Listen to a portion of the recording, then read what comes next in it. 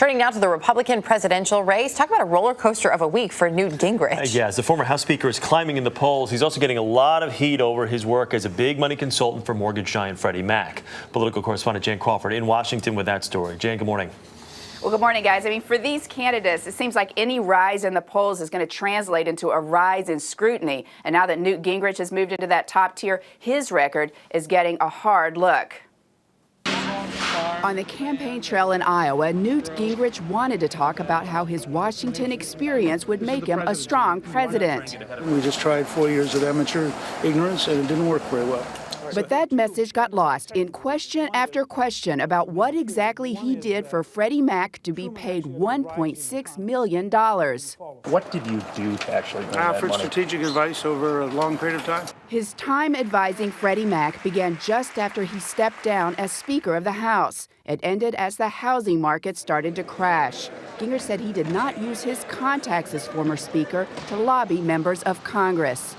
Now, some of it was aimed at how do you explain what you're doing and how you're doing it. But I did no lobbying of any kind. Gingrich is responding forcefully. The mere association with Freddie Mac may not go over well with conservatives, especially Tea Party supporters. They blame the company for helping trigger the housing market crash and now see taxpayers forced to bail it out.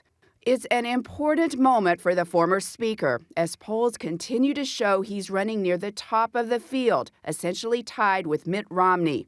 That's put a bullseye squarely on his back. There's a real difference in the candidates. I opposed Fannie and Freddie. I didn't take money from them like Speaker Gingrich. Anger at the way the two government-backed mortgage giants did business is still raw on Capitol Hill. Wednesday, members of Congress grilled Fannie and Freddie's CEOs, who were called to justify why they both received millions of dollars in bonuses. But you made $9.3 million in the last 2 years. Well, the president made $800,000. You think that's okay?